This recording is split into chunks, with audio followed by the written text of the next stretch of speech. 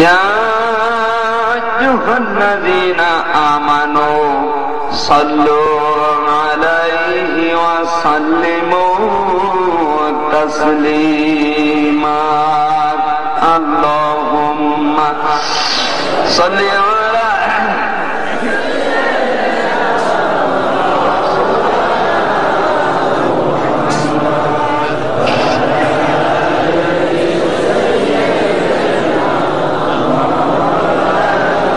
আলহামদুলিল্লাহ। সামনে বসা মুসলমান ভাইরা, পর্দার আলের সম্মানিত মা এবং বোনেরা, মহান রব্বুল ইজ্জত ওয়াল জালালকে ধন্যবাদ জানাচ্ছি যিনি তার কোরআন শোনার জন্য আমাদের নিয়ে আসেন। নয়ন উদ্দেশ্য নিসাম কোরআনের জন্য যারা বাড়ি থেকে পর্যন্ত এসেছি খুশি হয়ে বলছে আলহামদুলিল্লাহ। জোরে সরে মহব্বতে বলেন আলহামদুলিল্লাহ। আমাদের যেমন মাথা আছে, রাসূলের মাথা ছিল না? ছিল না? আল্লাহর নবী 3 প্রকারের চুল কাটতেন সুন্নাত, আর আমাদের মাথার দিকে তাকালে মনে হয় যে বিরাশি। অনেকের মাথা দেখলে বোঝা যায় না মানুষ না আর্জেন্টিনা। এরপর আছেন দাড়ির দিকে, প্রতিদিন উনি দাড়ি কেটে ইয়াং হয়, ইয়াং। এটা গপর কথা বলছি, রাগ হচ্ছে।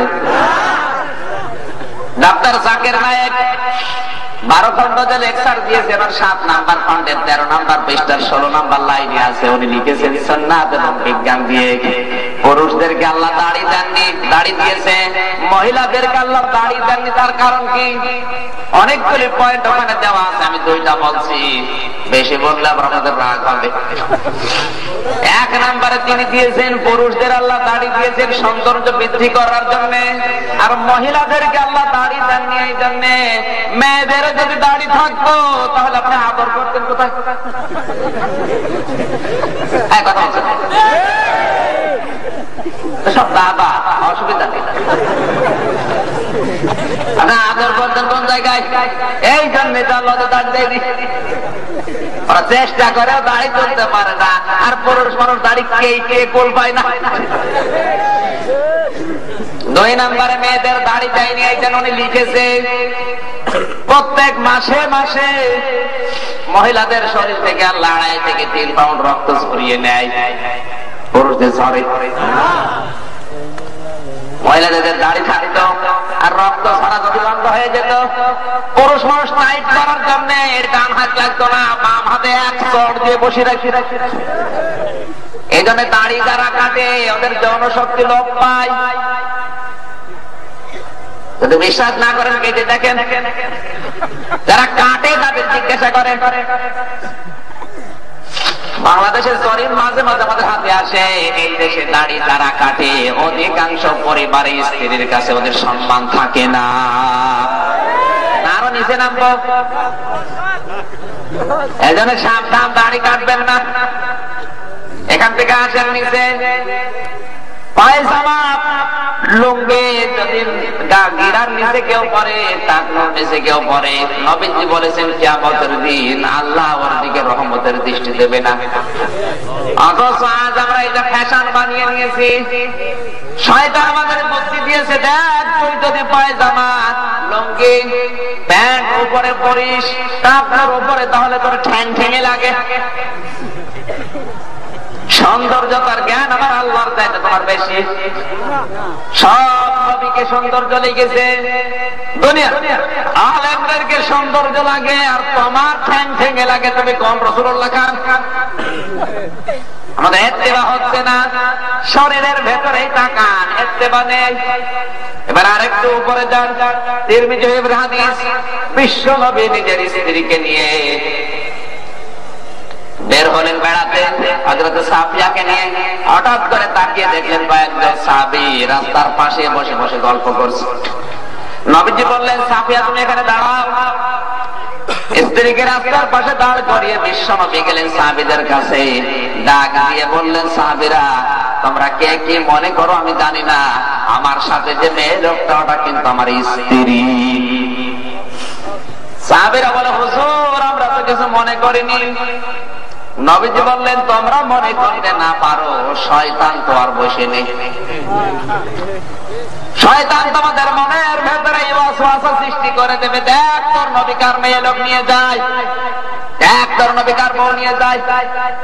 তোমাদের মনের ভেতরে এই সন্দেহ তৈরি হতে পারে।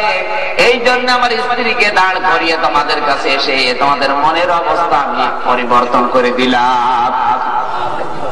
এবার আসেন এখানকার শিক্ষায়। নবীজি নিজের স্ত্রীকে সঙ্গে নিয়ে রাস্তায় যেতে লজ্জা করছেন, কণ্ঠাবোধ করছেন, না জানি কে কি বলে ফেলে। আর আমরা স্ত্রী না অন্যের স্ত্রী নিয়ে মোটরসাইকেলে, শালি নিয়ে রিক্সায় করে ঘুরে, মানুষ তো কিছু মনে করে কথা হচ্ছে না পরে মানে বলতে পারে না তাই।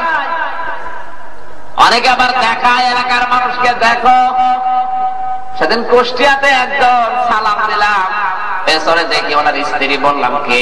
বলে তোমার ভাবি। ভাবি একই পরিয়েছেন, একই শাড়ি না মশারি।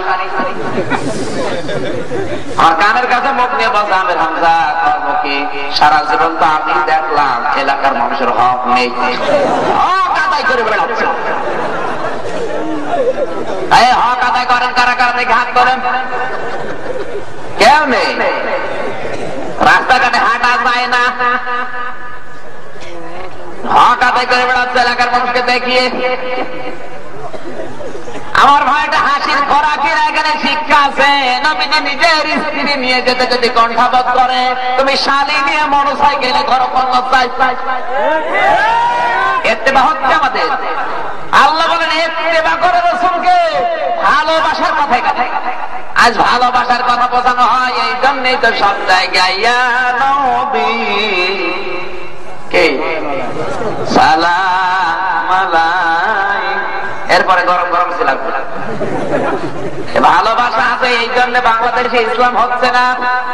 যদি ইত্তেবা থাকতো রাসূলের জীবনের প্রতিটি ক্ষেত্রে, এই দেশে রাসূলকে নিয়ে কেউ আশেপাশে মন্তব্য করে বাঁচতে পারতো না। আমার ভাইরা, এবার আসেন হাদিসের ব্যাখ্যায়।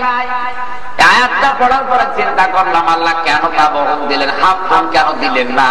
অথচ বাংলাদেশে ওয়াজ হচ্ছে আল্লাহর ভালোবাসা যদি পেতে চাও রাসূলকে ভালোবাসো। এই কথা বলে না কেন? ওয়াজ হয় না? আমি নিজে শুনেছি অনেক বক্তার মুখে, বিশাল পীর সাহেব ওয়াজ করছে আল্লাহর ভালোবাসা পেতে চাও রাসূলকে ভালোবাসো, অথচ এই কথা নেই। আল্লাহর ভালোবাসা যদি পেতে চাও রাসূলকে অনুসরণ করা, এই কথা আছে। ভালোবাসলে জীবনের গুনাহ মাফ হয় না। 99টা পয়েন্ট দিয়েছে তাফসীরে ইবনে কাসিরে, আমি একটা বলছি শিক্ষার জন্য। আল্লাহর নবীর আপন চাচা আবু তালিব যেদিন মারা যাচ্ছিল, বিশ্ব নবী তারা দরজায় গেলেন, ডাক দিয়ে বললেন, ইয়া আম্মি আবি তালিব, লা ইলাহা ইল্লাল্লাহ হাজ্জুল লাকা ইনদাল্লাহি ইয়াউমাল কিয়ামাহ, রাহুল বুখারী। এই চাচা আপনি শুধু বলেন যে লা ইলাহা ইল্লাল্লাহ মুহাম্মাদুর রাসূলুল্লাহ বলা লাগবে না, শুধু আমার কানে কানে বলেন, কাউকে আমি শুনতেও দেব না। এতটুকু কথা যদি বলতে পারেন, কিয়ামতের দিন আপনার জন্য আল্লাহর দরবারে আমি ঝগড়া করে জান্নাতে নিয়ে যাব। পাশে দাঁড়িয়েছিল আবু জেহেল, ডাক দিয়ে বলে, নেতা তুমি পড়বা। আর পড়ে নাই, ওই অবস্থায় মারা গেল। নবী জীবন খারাপ করলেন, সঙ্গে সঙ্গে ফেরেশতা জিবরাইল এসে বলে, হুজুর আপনি মন খারাপ করেন কেন? ইন্নাকা লা তাহদি মান আহবাবতা ওয়ালাকিন্নাল্লাহা ইয়াহদি মান ইয়াশা ওয়া হুয়া আ'লামু বিল মুহতাদিন। সূরা কাসাস 20 নম্বর পারা 11 নম্বর পৃষ্ঠা 9 নম্বর লাইনের 57 নম্বর আয়াতটা তাফসীরে ইবনে কাসির থেকে বলছে। বিশ্বাস না হলে আপনি লিখে দিন। সকালবেলা যদি বসে বসে চার দোকানে গিবত করেন যে কি বলে গেল কিছু বুঝলাম না, এখানে দলিল দিয়ে বলছে নাকি কিচ্ছা শুরু করবো? আল্লাহ পাক বলেন, হে নবী আপনি মন খারাপ করেন কেন? হেদায়েত আপনার হাতে আমি দেই নাই, হেদায়েত আমি আল্লাহ নিজের হাতে রেখে দিয়েছি। হেদায়েত কে পাবে ওটা আপনার থেকে বেশি জানি। এই লোকটা আপনার চাচা, আমি আল্লাহ জানি। এই লোকটা সারা জীবন আপনাকে আদর দিয়েছে, ভালোবাসা দিয়েছে, মায়া মহব্বত করেছে, চুমা খেয়েছে, আমি আল্লাহ দেখেছি। কিন্তু এই লোকটা কোনদিন আপনাকে অনুসরণ করে নাই। আপনি বলতে বললেন যে লা ইলাহা ইল্লাল্লাহ, এই লোকটা কিন্তু বলে নাই, এই জন্য আমি আল্লাহকে মাফ করি নাই। এরপরেও নবীজি আবু তালিবের কবরের পাশে দাঁড়িয়ে দোয়া করে, রব্বুল আলামিন তুমি আমার চাচা আবু তালিবকে মাফ করে দাও। সঙ্গে সঙ্গে ফেরেশতা জিবরাইল এসে বলে, হুজুর হাত নামান। কার জন্য হাত তুলেছেন?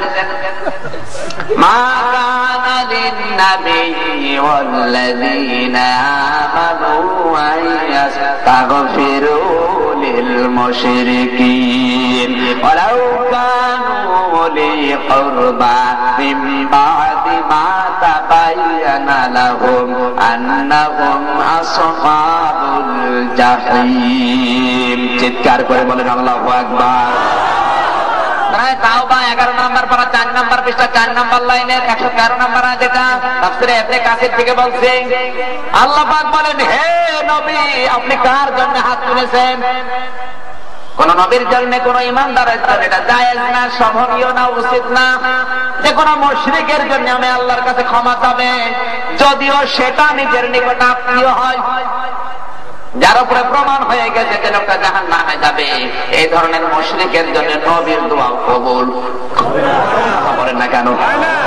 আর আমরা টাটকা মুশরিক মারা যাচ্ছে বাংলাদেশে, তাদের দোয়া করে জান্নাতের মাঝখানে দিয়ে আসি, মনে হয় যে কন্ট্রাক্টর নিয়েছে জান্নাতের বাবার। নবীর দোয়া যেখানে কবুল হয় না, ফেরত আসে। আমির হামজা দোয়া করে জান্নাতে দিয়ে আসতে হবে। এবার আসেন প্রশ্ন, হুজুর আমার বাবা মাতা বাচ্চানা লাহুম আল্লাহ দিয়েছেন, মাতা বাচ্চানা লাহুম আন্নাহুম আসহাবুল জাহিম, তাদের উপরে প্রমাণ হয়ে গেছে যে লোকটা জাহান্নামে যাবে। এখন আমার বাবা 40 বছর আগে মারা গেছে, উনি যে মুশরিক অবস্থায় মারা গেছে আমি কিভাবে জানবো? জানার কায়দা নেই।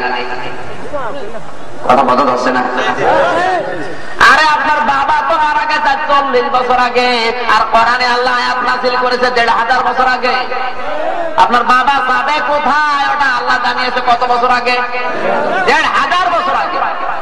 কোরআনে কারীম বলেছে আপনার বাবা যাবে কোথায়?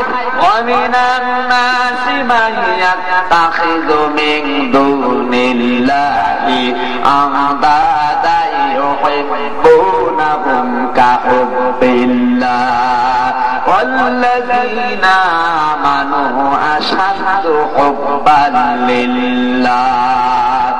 সূরা বাকারা 2 নম্বর পারা 4 নম্বর পৃষ্ঠা 1 নম্বর লাইনের 165 নম্বর আয়াতে আল্লাহ পাক বলেন, অনেক মানুষ এমন আছে তারা আমি আল্লাহকে যেভাবে ভালোবাসা দরকার ওই ভালোবাসা তারা দুনিয়ার অন্য মানুষকে দিয়ে দিয়েছে, কেউ বাবাকে, কেউ স্বামীকে, কেউ নেতাকে। এই কথা বলে না কেন? আজ তাকান এই দেশের দিকে, আল্লাহর জন্য যা করা দরকার, আল্লাহকে যেভাবে ভালোবাসা দরকার ওই ভালোবাসা আমার বাবাকে দিয়েছে। বাবার জন্য সব করে, আল্লাহর জন্য কিচ্ছু করতে পারে না।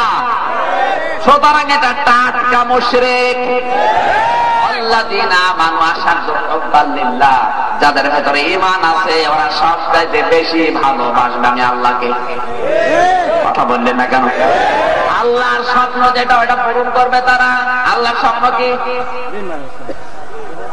রব্বুল আলামিন বলেন, আমার ইচ্ছা, আমার মানসা, আমি আল্লাহর স্বপ্ন হচ্ছে এটা, কাইলা ইয়াকুনা দুলাতাম বাইনাল আগনিয়াহি মিনকুম ওয়া মা আতাকুমুর রাসূলু ফাখুযুহু ওয়া মা নাহাকুম আনহু ফান্তাহু। সূরা হাশরের 7 নম্বর আয়াত আল্লাহ পাক বলেন, আমার ইচ্ছা, আমার মানসা, আমার উদ্দেশ্য, আমার স্বপ্ন এইটা। কিছু ধনী মানুষের কাছে শুধু সম্পদগুলো পঞ্জীবিত হয়ে থাকবে, এটা আল্লাহ চাই না। আমি চাই সবার কাছে খাবার ছড়িয়ে যাবে, টাকা পয়সা সবার কাছে থাকবে। ইচ্ছা কার? কিন্তু যাদের ইচ্ছা এই যে আমার দলে যারা আছে তারাই খাবে আর বাকিগুলো না খেয়ে মরবে, কথা দাও। 5 বছরে লালে লাল হয়ে গেছে, এরপরেও যদি না বলছেন আপনার নাম ধরা লাগবে। 2 বিঘা জমির মালিক ছিল, এখন তার জমি প্রায় 600 বিঘা। নাম ধরলে গেবত হবে, জন্য বলছি না। আমার ভাইরা, আল্লাহর উদ্দেশ্য ছিল কি আর আমাদের ডিজিটালের উদ্দেশ্য কি? সুতরাং আল্লাহর ভালোবাসা তাদের ভেতরে আছে, ঈমান তাদের ভেতরে আছে, সবচাইতে বেশি ভালো তারা বাসবে আমার আল্লাহর ইচ্ছাকে। আল্লাহর ইচ্ছা ভালো না বেশি, নিজের ইচ্ছা যা হয় তাই করো, তুমি তো ডিজিটাল মুশরিক। সুতরাং তোমার জন্য যদি কেউ দোয়া করে, তোমার অনুসারী যারা, তাদের জন্য দোয়া করলে কবুল যদি হয়, তাহলে কোরআন শরীফ মিথ্যা। কি মিথ্যা হবে? এরপরও যদি আপনি না বুঝতে পারেন, এখানে আসেন, চড়ি কোদাল দিয়ে বোঝাচ্ছে কি। এরপরে যদি না বোঝেন, বুঝতে পারছি না, এখানে মুশরিক কারা? আপনার বাবা কোন বিশ্বাসে ছিল? জনগণ ক্ষমতার উৎস যারা বলে না ডিজিটাল মুশরিক। আন্নাল কুওয়াতা লিল্লাহি জামিয়া, সব ক্ষমতার মালিক আমার আল্লাহ। এই কথা যারা বলে তাদের নিবন্ধন বাতিল হয়ে যায়। সুতরাং ক্ষমতার মালিক জনগণ, এই বিশ্বাস যাদের, সে যে দলের লোক হোক, অথবা আওয়ামী লীগ হয়, বিএনপি হয়, জাতীয় পার্টি হয়, জামাত হয়, ওটা মুশরিক। আর ওই দলের লোক যদি কেউ মারা যায়, ওর জন্য যদি দোয়া করলে কবুল হয়, তাহলে কোরআন শরীফ মিথ্যা। এত স্পষ্ট ভাবে বলার পরও যদি আপনি ফিরে না আসেন, আমার মনে হয় আপনার কপালে হেদায়েত নাই। কিভাবে বোঝাবো বলেন তো ভাই? এত অবৈধ কথা বলার পরও যদি আপনার বুঝে না আসে, এর বড় যদি ওই আকীদা নিয়ে থাকেন, আপনি মরা আশা শুনতে হবে। এলাকায় তো এরকম কেউ নেই, যতই মনে ধরে ওই এক কান দিয়ে ঢোকায়, আবার এই কান দিয়ে, এই কানে তো যাবে তাও যায়, এই কান দিয়ে ঢোকে, আবার এই কান দিয়ে বেরোবে। আমার ভাইরা, আপনি যা মনে করছেন আমি কিছু মনে করছি না, কারণ আমাকে কোরআন বোঝাতে হবে। কোরআনের একটা আয়াত বোঝার জন্য কোন মানুষ যদি রাতের বেলা 1 ঘন্টা ব্যয় করে, তিরমিজি শরীফের হাদিস, নবীজি বলেন তার আমল নামে আল্লাহ 500 রাকাত নফল নামাজের সওয়াব দিয়ে দেয়। আজকের তেলাওয়াত কি তাতে একটু বোঝেন? 500 রাকাত নফল নামাজের সওয়াব হবে কত? আপনি বলতে পারবেন এখন? এই জন্য একটু কান খাড়া করে না, মনোযোগ করে দেবো। আজকের আলোচনার সাবজেক্ট, এই পৃথিবীর ময়দানে মুনাফিক কারা। পৃথিবী নিয়ে আমাদের চিন্তা যেহেতু দরকার নেই, বাংলাদেশটা নিয়ে দেখি। করেন আজকের আয়াত বলে দেবে যে বাংলাদেশে মুনাফিক কারা।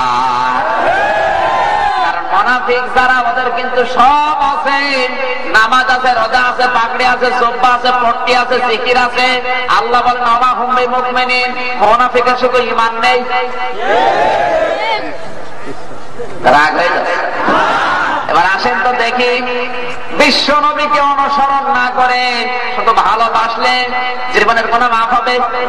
আল্লাহ এখানে 2টা পুরস্কার দিয়েছেন। রাসূলের ইত্তেবা যদি কেউ শুরু করে, ইউহিব্বুকুমুল্লাহ, আমি আল্লাহ নিজেই তাকে ভালোবাসবো। ওয়া ইয়াগফির লাকুম যুনুবাকুম, আমি আল্লাহ যদি কাউকে ভালোবাসি, ওর জীবনের গুনাহ আর রাখবো না, সব মাফ করে দেব। এখন যে গুনাহগুলো মাফ হয়ে গেল, আমলনামা তো খালি, ফাঁকা জায়গা করবো কি? أولئك يبدل الله سيئاتهم حسنات وكان الله غفورا رحيما। সরি বলেন আল্লাহু আকবার। 19 নম্বর পারার 5 নম্বর পৃষ্ঠা 2 নম্বর লাইনের শেষ নম্বর উপর 70 নম্বর আয়াতে আল্লাহ পাক বলেন, কোন মানুষের আমলনামা যখন ফাঁকা হয়ে গেল, ওই ফাঁকা জায়গাগুলো আমি আল্লাহ নেকি দিয়ে পরিবর্তন করে দেব। সুতরাং রাসূলের ইত্তেবা দরকার আছে না নেই? নাকি শুধু ইয়া নবী?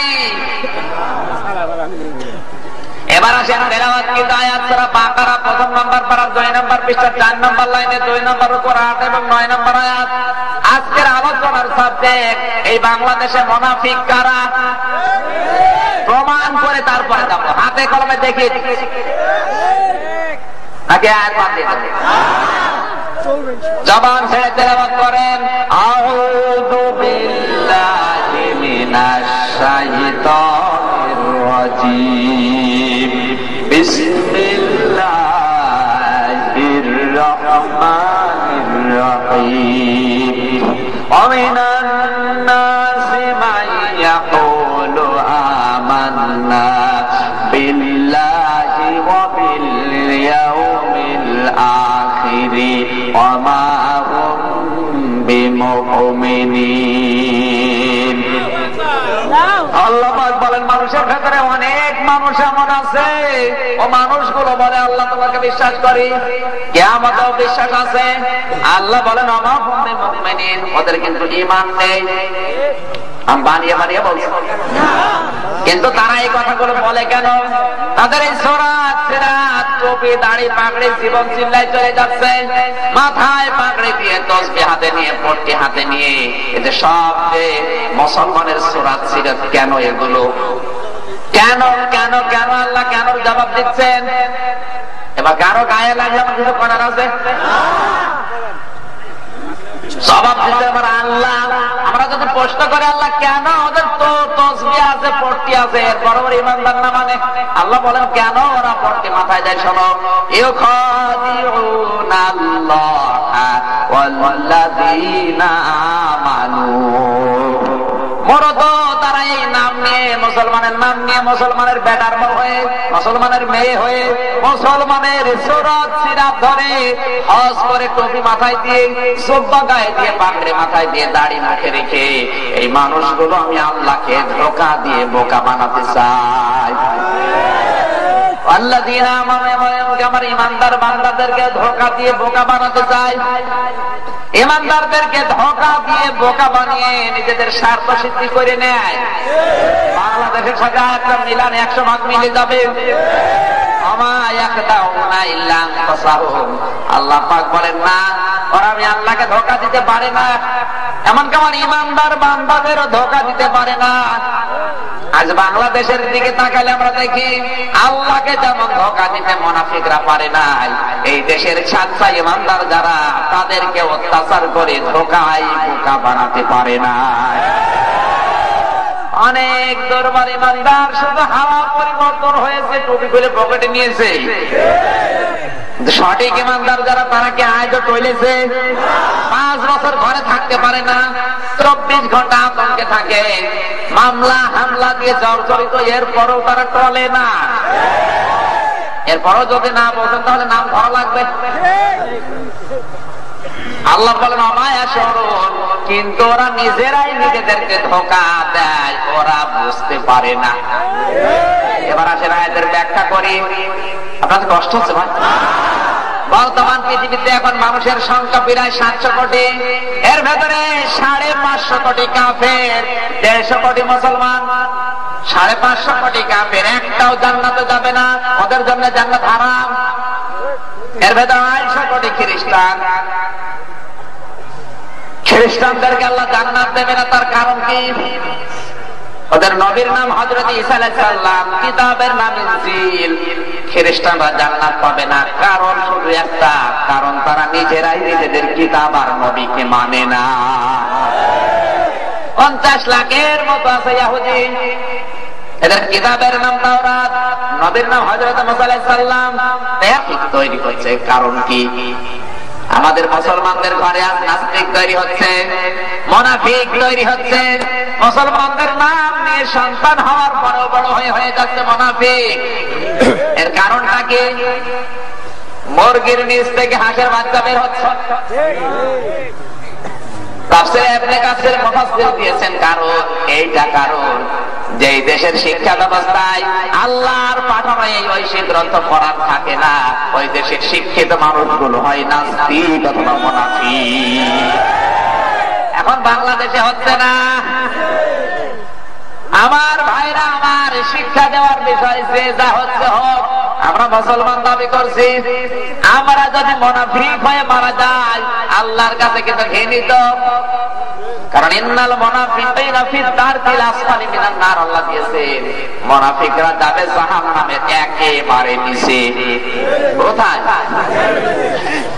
একেবারে মাঝে আল্লাহ পাঠাবে ওদেরকে। কাফের হয়ে মারা গেলে, ইহুদি হয়ে মারা গেলে, মুশরিক হয়ে মারা গেলে জাহান্নামের মাঝখানে যাবে। আর মুনাফিক হয়ে যদি কেউ মারা যায় ও জাহান্নামের একেবারে মিশে যাবে। কোরআনে আল্লাহ যেখানে কাফের আর মুনাফিকদের আলোচনা দিয়েছেন, আগে আলোচনা দিয়েছেন মুনাফিকদের, তারপরে কাফেরদের। কোরআনে যত আয়াত আপনি দেখবেন, ইন্নাল্লাহা জামিউল মুনাফিকিনা ওয়াল কাফিরিনা ফি জাহান্নামা জামিআ। জোরে বলেন আল্লাহু আকবার। নেসা 5 নম্বর পারা 19 নম্বর পৃষ্ঠা 15 নম্বর লাইনে 140 নম্বর আয়াত। আল্লাহ পাক বলেন, অবশ্যই আমি আল্লাহ জাহান্নামের ভেতরে একত্রিত করব মুনাফিক আর কাফেরদের। আগে কাদের নাম? মুনাফিকরা আল্লাহর ঘৃণিত মাখলুক, তাদের সাথে ঘৃণিত আর কেউ নেই। আবাশশিরিল মুনাফিকিনা বিআন্না লাহুম আযাবান আলীমা। হে নবী, আপনি মুনাফিকদেরকে যন্ত্রণাদায়ক আযাবের সুসংবাদ দিন। জোরে বলেন নাউযুবিল্লাহ। আমার ভাইরা, এই মুনাফিকরা এটা ঘৃণিত। এখন আসে না, মুনাফিক হয় কোথায়? ইহুদিদের ভেতরে মুনাফিক হবে না, নাসারাদের ভেতরে মুনাফিক হবে না, বৌদ্ধদের ভেতরে মুনাফিক হবে না, হিন্দুদের ভেতরে মুনাফিক হবে না। নবীজি বলেছেন মুনাফিক যদি হয় তাহলে মুসলমানদের ভেতরেই হবে। তাদেরকে আগেই বলতে হবে আমান্না বিল্লাহ, আমরা ঈমান এনেছি। মানুষের কাছে দেখাতে হবে ঈমানদারের ছাপ, তাছাড়া তাদের মানুষের কাছে পরিচয় দেওয়ার কোন রাস্তা নেই। এই মুসলমানদের ভেতরে ঈমানদার তৈরি হবে, মুসলমানদের ভেতরে মুনাফিক তৈরি হবে। ওদের নামাজ থাকবে, রোজা থাকবে, হজ থাকবে, যাকাত থাকবে। নবীজি বলেন সব ওদের আছে। ওয়া মা হুম বিমুমিনিন। আল্লাহ বলেন একটা জিনিস নেই, তার নাম ঈমান। এখন যদি কেউ প্রশ্ন করে, হুজুর আমি ইহুদি দেখতে চাই, চলে যান ইসরায়েলে, শুধু ইহুদি আর ইহুদি। কেউ যদি বলে খ্রিস্টান দেখতে চায়, আমেরিকায় চলে যান। কেউ যদি বলে বৌদ্ধ দেখতে চায়, জাপানে চলে যান। এখন কেউ যদি বলে হুজুর আমি মুনাফিক দেখতে চাই,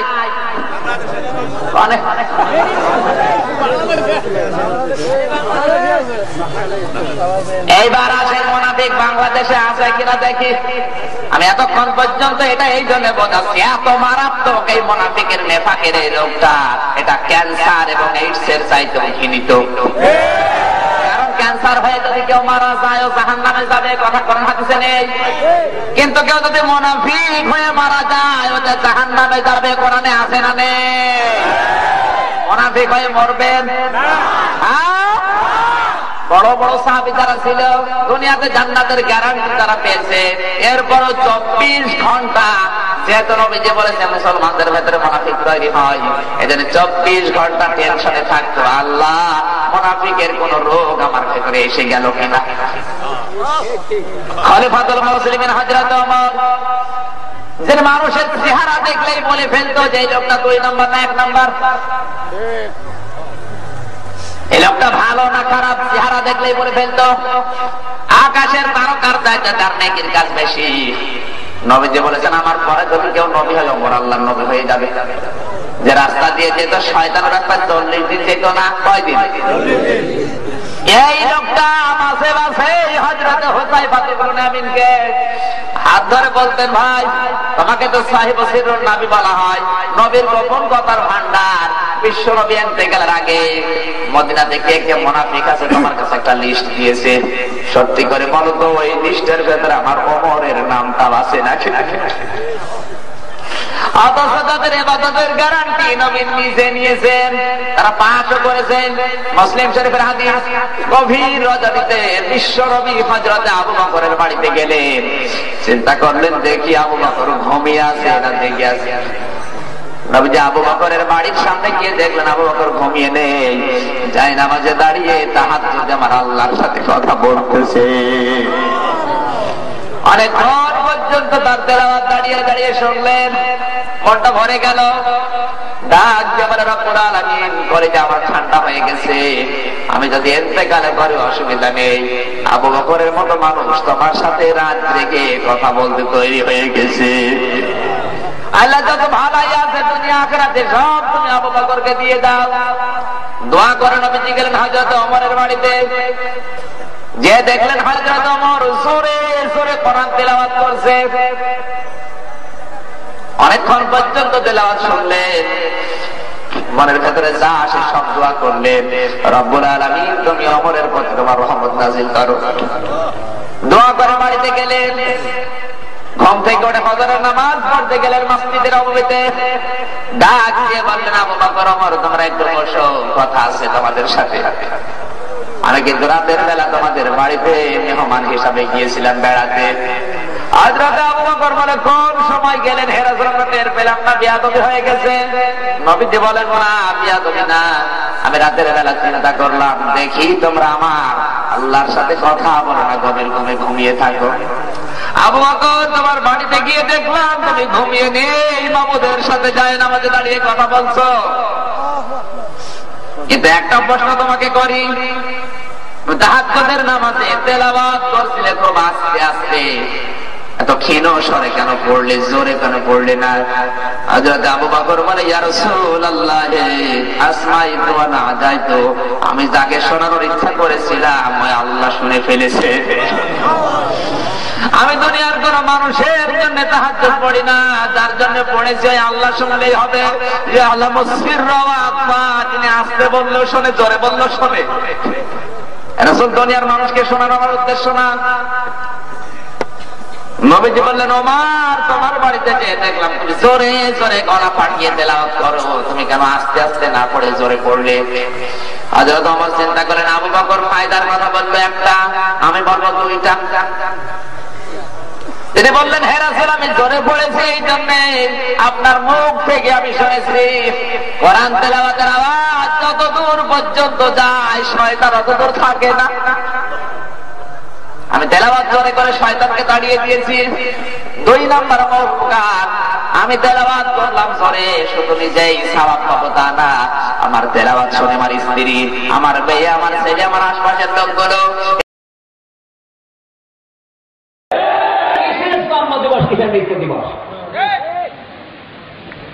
এই দিবস করতে করতে বাংলাদেশের দিনগুলো সব শেষ।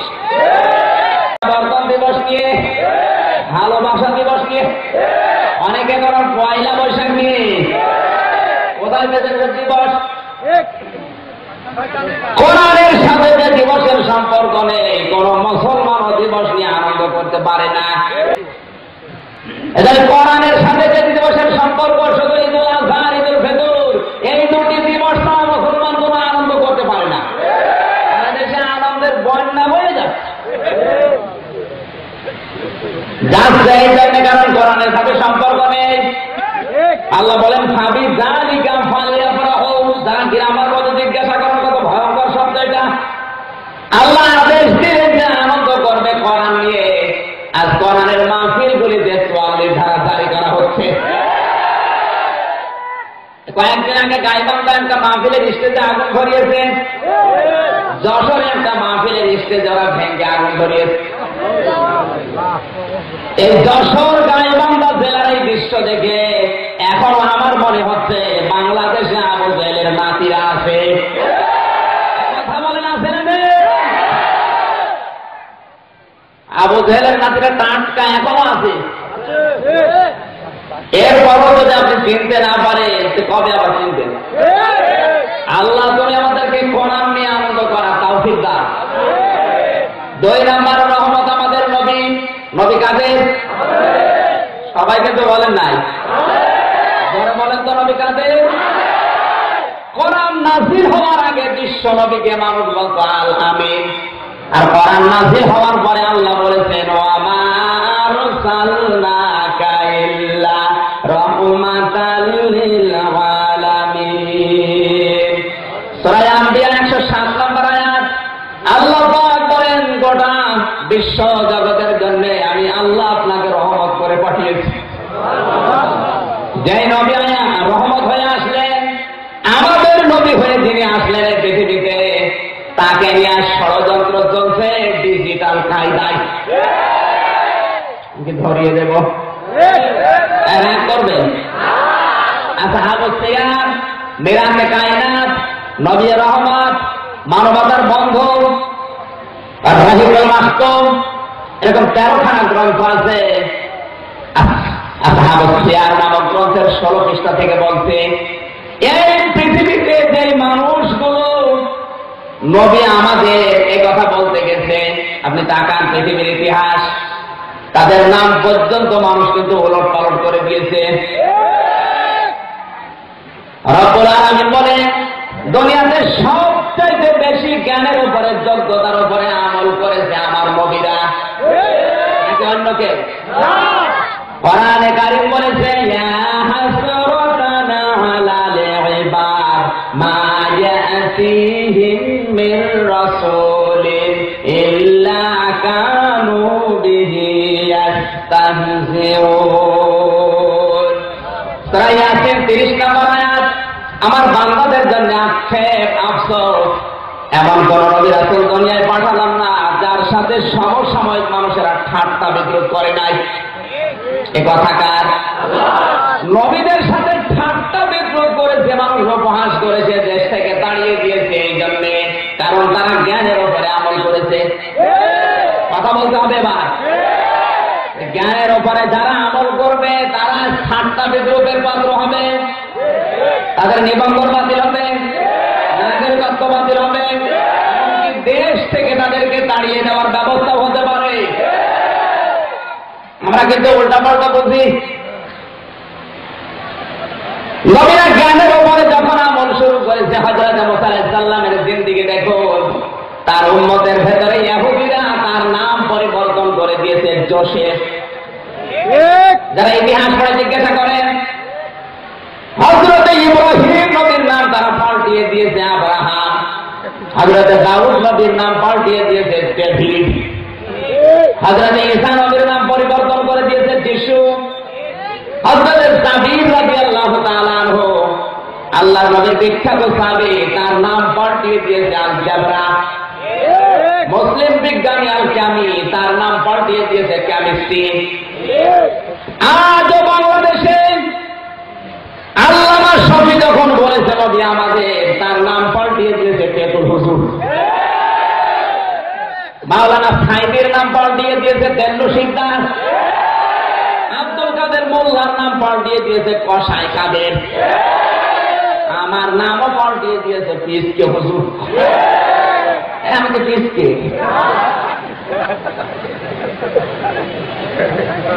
কোরআনে কারীম বলেছে, ওয়ালা তানাবাযু বিল আলকাব বিইসাল ইসমুল ফুসুক বাদাল ঈমান ওয়া মান লাম ইয়াতুব ফাউলাইকা হুমুজ যালিমুন।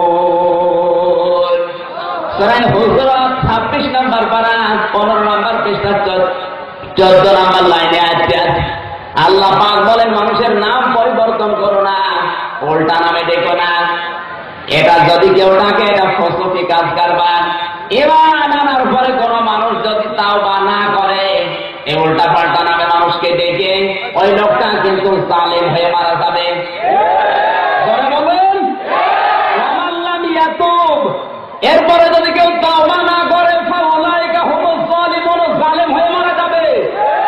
সুতরাং বাংলাদেশে যারা আলেমদের নাম পরিবর্তন করে দিচ্ছে, আজ কিন্তু আল্লামা সাইদের ফাঁসি ওরা দিচ্ছে না, ওরা ফাঁসি দিচ্ছে দেল্লু শিকদারের।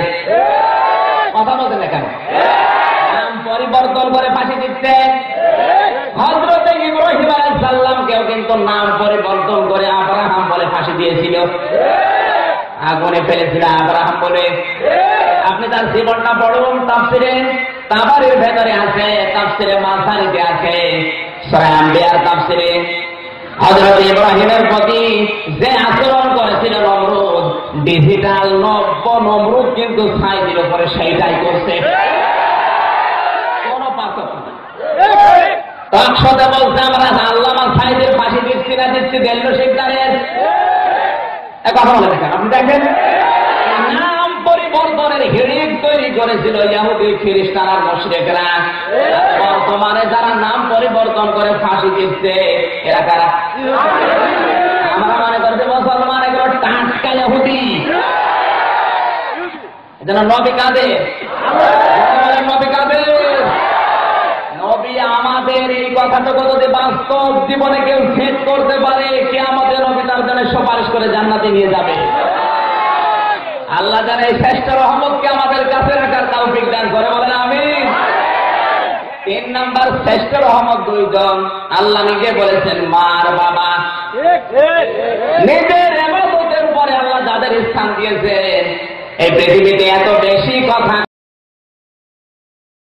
আল্লাহর বিধান মানে, রাসূলের আদেশ মানে না, ও যেন আল্লাহকেই মানে না। আল্লাহর আনুগত্য করে, আল্লাহর শুকরিয়া আদায় করে নিয়ামত পেয়ে, কিন্তু মা বাবার শুকরিয়া আদায় করে না, ও যেন আল্লাহর শুকরিয়া আদায় করে না। এজন্য মা বাবার নামে ব্যাখ্যাটা আল্লাহ দুনিয়ার মানুষের হাতে দেয়নি, ব্যাখ্যাটা রেখেছেন কে?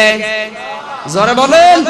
সূরা বনী ইসরাঈল 15 নম্বর পারা 3 নম্বর পৃষ্ঠা 6 নম্বর লাইনে 3 নম্বর উপর 23 নম্বর আয়াতে আল্লাহ 5টা ব্যাখ্যা দিয়েছেন মা বাবার নামে। কারণ আল্লাহ জানেন আমার পরের সবচাইতে বেশি কষ্ট স্বীকার করে বান্দার জন্য তার মা আর বাবা। কিন্তু দুর্ভাগ্য জাতের, আমরা এক রিলেটেডের কথা বলছি, বিশ্ববিদ্যালয়ে অনার্স মাস্টার্স পাস করেছে, এত কষ্ট করে, গরিবের ছেলে, টাকা পয়সা ছিল না, পরীক্ষা দেবে, ওর মা বাবা দুইজন মিলে রোজা রেখে রেখে পরীক্ষার ফিস দিয়েছে। রোজা রাখলে 2 বেলা খাবার খাওয়া লাগে, 1 বেলা খাবার খাওয়া লাগে না, ওই বেলার টাকা বাঁচিয়েছে।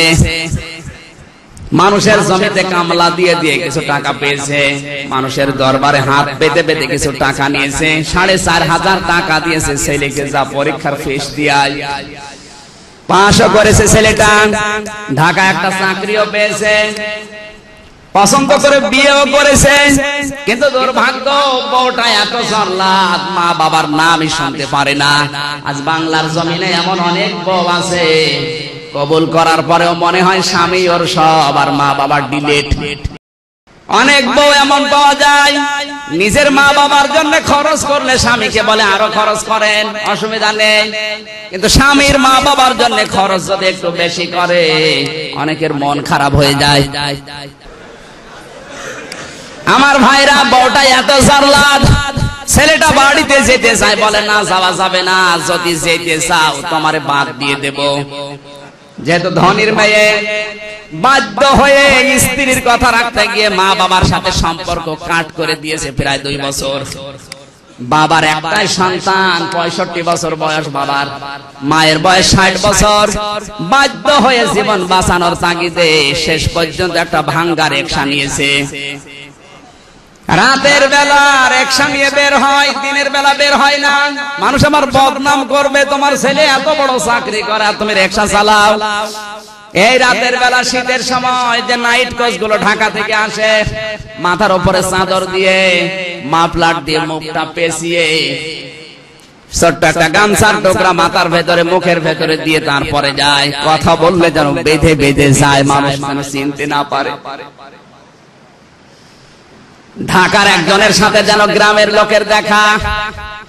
গ্রাম্য লোকটা বলছে, ভাই আপনার মা আজ 3 দিন পড়ে আছে, ওষুধের পয়সা নেই, আপনার বাবা রিকশা চালায়। স্ত্রীর কাছে অনুমতি চাইতে গেছে, বলে না যাওয়া যাবে না। শেষ পর্যন্ত রাগারাগি করে চলে এসেছে। আর 3টার সময় নেমেছে ঢাকার নাইট কোচ থেকে, তাকিয়ে দেখে একটা রিকশা টিম টিম করে আলো জ্বলছে। ডাক দিয়ে বলে, খালি এদিকে আয়। কাছে যখন গেছে, তাকিয়ে দেখে নিজের সেই জন্ম দেওয়া সন্তান। ভাবতেছে যদি পরিচয় দেই তাহলে এতগুলো মানুষের সাথে আবার অপমান হবে। আস্তে করে মাথা নিচু করে বলে, স্যার যাবেন কোথায়? যে শান্তি পাড়ায় দোকমে আর বাড়ি যাব। কি হয় আপনার? বলে যা হয় হোক, তুমি যাবে কিনা? ওঠেন স্যার। রিকশায় তুলে নিয়েছে। কিছু দূর যাবার পরে পেছনে ধাক্কা দিয়ে বলে, জোরে চলেন। এমনিতেই 65 বছর বয়স, মুরব্বী মানুষ, 3 দিনের প্রায় না খাওয়া শরীর, ভাঙ্গা রিকশা চালাতেই পারে না। আবার দিয়েছে ধাক্কা, চালাতে পারে না। রাতের বেলা রিকশা নিয়ে আসেন কেন? কিছুক্ষণ পরে আবার দিয়েছে ধাক্কা। আপনার কি ছেলে নেই এই বয়সে রিকশা নিয়ে আসেন? বুকের ভেতরে সে চাপা ব্যথা যেন মোচড় দিয়ে উঠেছে, নিজেকে আর সামলাতে পারে নাই। ডাক দিয়ে বলছে, স্যার আমি কি একটু নামতে পারি? নামেন। আপনার মোবাইলের লাইটটা একটু বের করে তো। মাথার উপর থেকে চাদর ফেলে দিয়ে মুখ থেকে মাফলারটা সরিয়ে মোবাইলের সামনে যে বলে, স্যার দেখেন তো আপনি আমার চিনতে পারেন কিনা।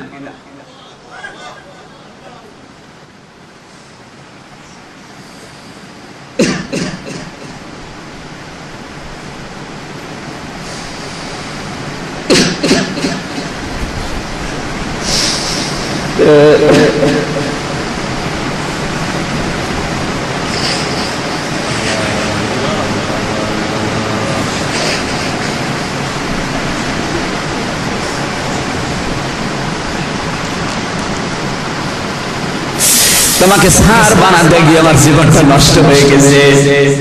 আমি রোজা রেখে রেখে তোমার পরীক্ষার ফিস দিয়েছিলাম, মানুষের জমিতে কামলা দিয়ে তোমার পরীক্ষার ফিস জোগাড় করেছিলাম। তুমি আজ 2 বছর আমাদের খোঁজ নাওনি।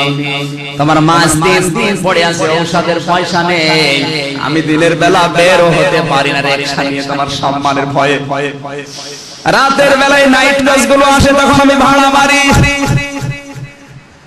ছেলেটা সঙ্গে সঙ্গে লাফ দিয়ে রিকশা থেকে নেমে বাবার পা জড়িয়ে ধরে বলে, আব্বা আমারে মাফ করে দেন। রাতের বেলা আপনি রিকশা পেলেন কোথায়? বলে ভাঙ্গা রিকশা ভাড়া নিয়েছি। বাড়িতে চলো। বাড়িতে পৌঁছিয়ে দেখে বাড়ি পৌঁছানোর 10 মিনিট আগে ওর মা মারা গেছে।